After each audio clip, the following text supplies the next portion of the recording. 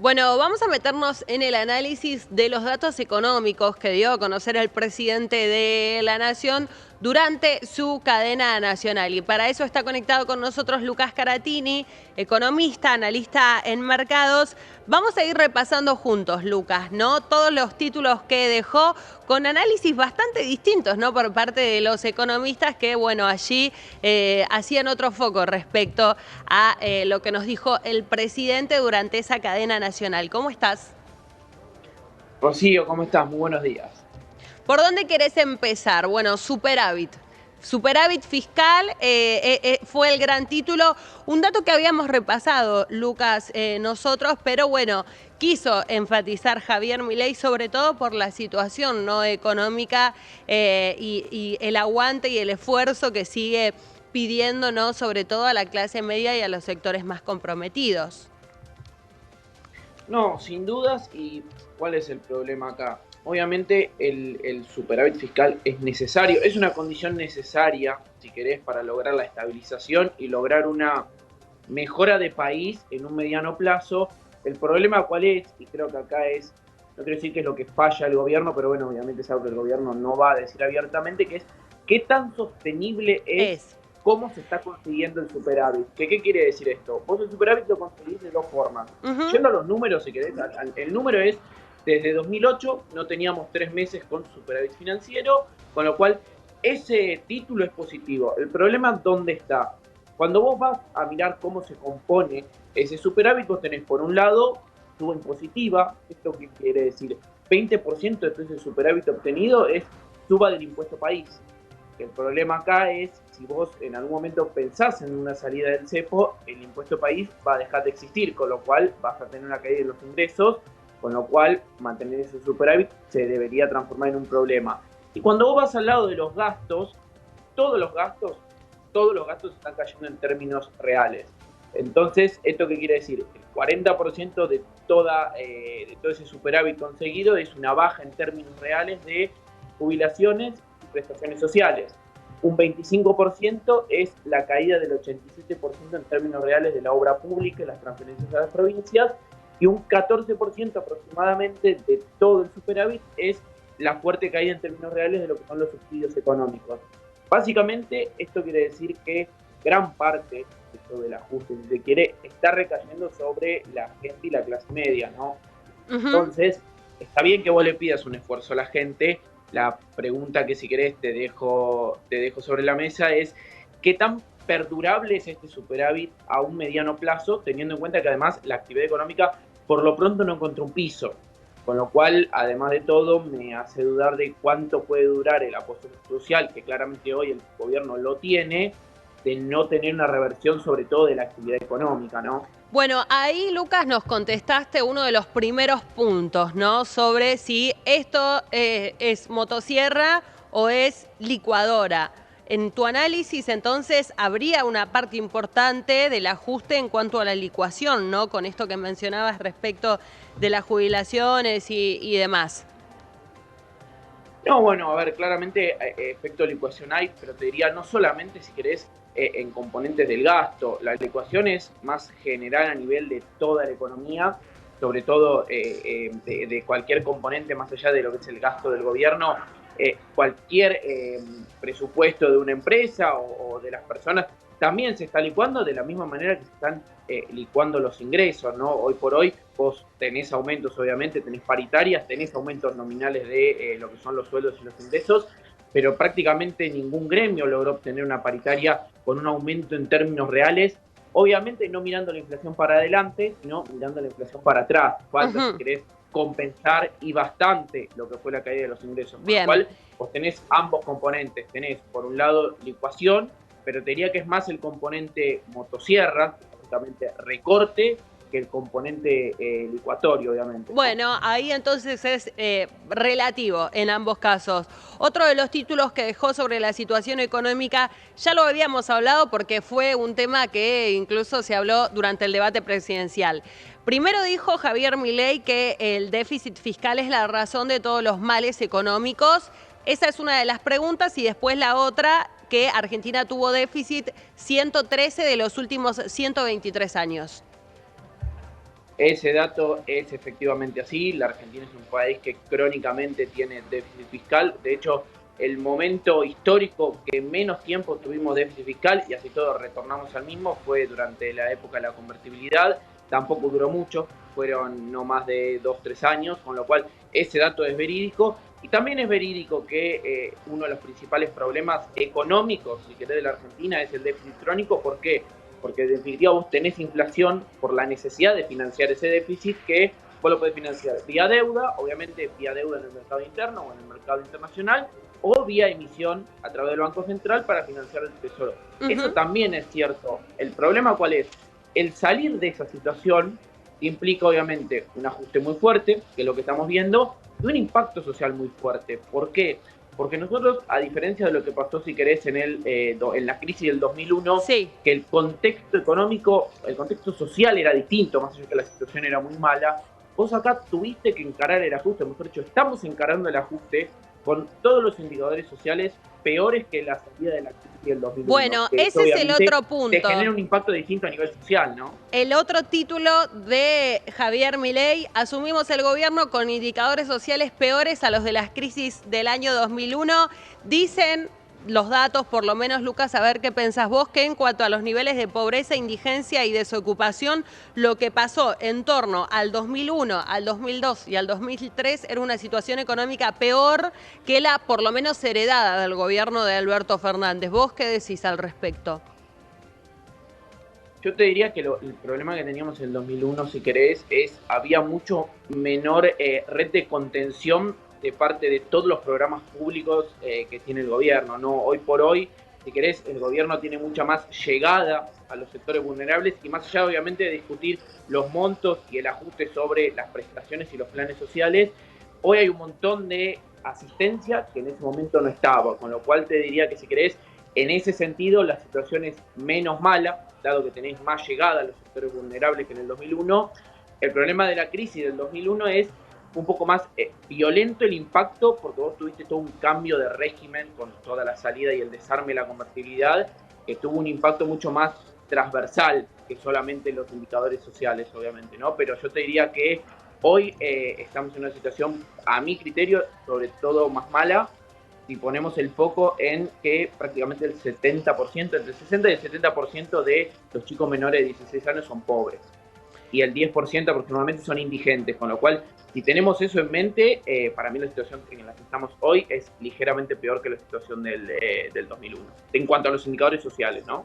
Otro de los puntos sobre la brecha cambiaria, ¿no? Que recibieron justamente una distorsión en torno al 200%, y también un tema sobre la inflación, ¿no? Que venía corriendo al 1,2% diario, lo cual hubiera llevado la situación inflacionaria a un proceso de hiperinflación, y que es justamente lo que están todavía tratando de desactivar.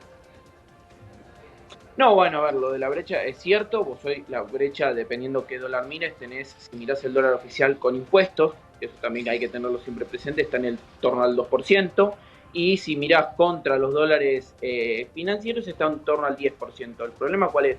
Vos tenés una brecha baja hoy, primero que nada porque todavía tenés cepo, ¿no? Y tenés controles cambiarios que siguen siendo igualmente de nocivos, y aplican los mismos comentarios que teníamos durante la última administración, porque efectivamente no se desarmaron los controles cambiarios todavía, y además porque seguís teniendo sobre todo el tipo de cambio blend, que también hablamos en varias oportunidades con vos, que permite a los exportadores liquidar una parte de esos dólares vía dólares financieros, con lo cual, teniendo todo ese volumen de oferta, vos generás, no quiero utilizar la palabra baja ficticia porque no necesariamente es el caso, pero generás una baja en los niveles de brecha medio de forma artificial. Habría que ver dónde se acomodaría el dólar si vos no tuvieses controles, por un lado, los dólares financieros, y tampoco los tuvieses en el dólar oficial, ¿no? Con lo cual, eso es cierto, pero te diría, es parcialmente cierto en el sentido de habría que ver dónde estaríamos parados si no tuviésemos cepo cambiario, ¿no?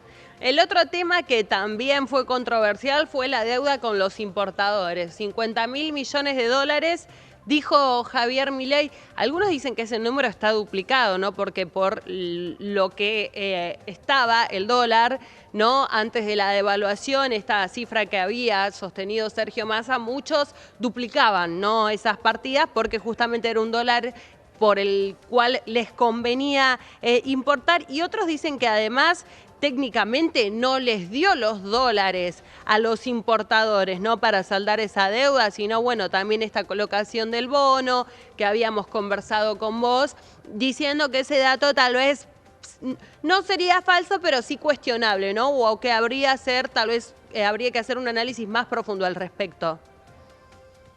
Bueno, eso efectivamente es así, comparto con vos.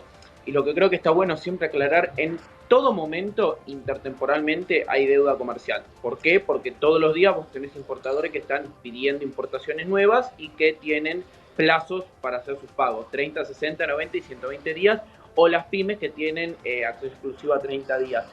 Un número más o menos histórico estándar es entre 20.000 y 30.000 millones de dólares de deuda comercial vigente en todo momento, con lo cual eso no quiere decir que es heredado de la administración anterior, eso es una deuda que existe siempre y en todo momento, y no necesariamente es una deuda mala, es una deuda que existe por el mero hecho que la Argentina comercia con el mundo como cualquier otro país. El problema vos lo tenés en que esa deuda pasó de ser 30.000 a ser aproximadamente 50.000 millones de dólares, y hoy ese número ya es más amplio. ¿Por qué? Porque nosotros no nos olvidemos que las importaciones bajaron, dado que vos tenés un menor nivel de actividad económica y un dólar más alto, es real, pero también es cierto que bajaron porque el esquema que vos tenés hoy, más allá de no tener las CIRA que tenías en su momento, que obviamente son un problema y además te permiten un montón de discrecionalidad en el manejo de la política exterior, vos tenés un esquema de pagos entre 30 y 120 días que no son del todo beneficiosos, te diría que son bastante perjudiciales para los importadores por un tema de relación comercial. Cualquier proveedor que vos tengas en el exterior, es muy difícil que te dé financiamiento más de 30 días y que te diga, tranquilo, no pasa nada, pagame en 60, en 90 y en 120 días. Con lo cual es como una restricción que no es estricta, si querés de alguna manera, que también te reduce medio de forma artificial las importaciones. Entonces el superávit comercial que vos tenés, que es positivo, habría que ver también qué tan sostenible es, teniendo en cuenta que si vos tuvieses un repunte de la actividad económica y que efectivamente tuvieses liberadas, cuando digo liberadas las importaciones, quiero decir regularizadas y no necesariamente permitir el ingreso masivo de cualquier bien, habría que ver si vos también podés mantener consistentemente el superávit comercial en este caso y poder pagar consistentemente las importaciones, ¿no? Porque vos con el cepo también tenés una distorsión en ese punto, con lo cual también te diría, habría que poner la lupa en qué tan sostenible es el superávit o los déficits gemelos, de los que tanto se hablan, teniendo en cuenta el contexto económico, bueno, depresivo que tenemos por un lado, obviamente, y el contexto de cepo cambiario, que todavía obviamente está vigente y te diría que prácticamente no se desarmó desde que llegó esta administración. Bueno, sobre estos puntos que conversábamos, para concluir, ¿no?, con el desarrollo de estos indicadores económicos, lo otro que manifestaba el presidente Javier Milei era que con estos indicadores nos enfrentábamos a la peor crisis de la historia de nuestro país, ¿no? Y que, bueno, allí después empieza, ¿no?, a hablarle directamente no solo a su votantes, sino a los argentinos pidiendo, bueno, que se haga esfuerzo, que, bueno, estábamos en la última parte, ¿no? Estamos en la última parte de este esfuerzo que vienen haciendo los argentinos en este ajuste económico, Lucas. Va a venir una recuperación. Esos sectores que nombró también, si querés los repasamos, el presidente de la Nación, pueden generar empleo también, pueden generar competitividad. ¿Qué puede llegar a pasar en ese sentido, ¿no? Ya metiéndonos en la economía cotidiana y más allá del análisis respecto a lo que sucedió, ¿no?, en estos 3 meses, ¿qué puede pasar de ahora en más, ¿no? ¿Qué puede pasar de ahora en más con los sectores que están más complicados, sobre todo? Mira, obviamente creo que la Argentina tiene todo para ser positivos y te sumaría que si efectivamente hay un acuerdo político más amplio y el gobierno logra dejar, si querés, mezquindades políticas de lado y efectivamente se puede sentar con la oposición y sacar un paquete de leyes amplio, no solamente sería muy positivo, sino creo que tenemos muchas cosas para ser positivo de mediano plazo en el país. También te diría que estoy de acuerdo con la frase de que se logró abortar, si se quiere, una crisis más amplia. No nos olvidemos que vos le preguntabas a cualquier consultor y la foto a este momento del año, en octubre del año pasado, era un dólar que no tenía techo, niveles de inflación que no tenían techos y indicadores económicos considerablemente más deteriorados de lo que están hoy. Bueno, Esto te agrego ahí sí. un dato, Lucas. Vos incluso como asesor y como analista lo podés representar muy bien. Que iba a venir un ajuste, iba a venir con Javier Milei a la presidencia o con Sergio Massa también, ¿no? Eso es lo que dicen todos los especialistas en el tema, porque la situación en ciertos puntos sí era insostenible, ¿no? Respecto incluso a lo que conversábamos recién. No, eso efectivamente es así y de hecho, obviamente por cuestiones de trabajo, siempre hay reuniones con los equipos económicos de cada uno de los candidatos, no solamente obviamente el caso Sergio Massa o Javier Milei, que fueron obviamente los candidatos con más chance de ganar. En su momento en las internas también escuchó al resto de los actores y todos te diría que coinciden en ese mismo punto. Obviamente todos con matices, uno obviamente mucho más extremo que lo que podía plantear, por ejemplo, el equipo económico de Sergio Massa. De hecho, si querés, podemos sumar el ejemplo de lo que fue la marcha de ayer por la educación pública. El gobierno anterior congeló un año entero el presupuesto universitario, con lo cual ahí tenés el ejemplo de que todos tenían en mente ajustar de alguna u otra manera. La discusión, creo, pasa por qué tan sostenible es, qué tenés que ajustar y al mismo tiempo cómo empezás a desarmar otros aspectos de la vida de la gente para, bien, por un lado estamos ajustando, pero por otro lado vos tenés que permitirle a la gente de alguna manera arrancar a producir, arrancar a invertir, dar certidumbre de mediano plazo, porque vos lo que tenés hoy es, abortaste una crisis mayor, es cierto, pero seguís teniendo medidas aisladas y de emergencia. Todavía no tenemos un plan integral, verdaderamente integral, que abarque varios aspectos del gobierno y de obviamente la vida cotidiana, con lo cual te diría, necesitamos ver eso, y para poder tener eso, efectivamente, yo soy de la idea, necesitas un apoyo político más amplio y necesitas poder sentarte con madurez política, si querés, con obviamente el resto de los actores políticos, la oposición, y poder obviamente sacar paquetes de leyes, ¿no? Bueno, también esa convocatoria abierta, ¿no? Que abierta o directamente con remitente, ¿no? Que hizo Javier Milei durante su discurso. Lucas, como siempre, te agradecemos mucho el contacto y que nos hayas traído tu análisis al respecto. No, por favor, a ustedes, Rocío, muchísimas gracias. Hasta luego.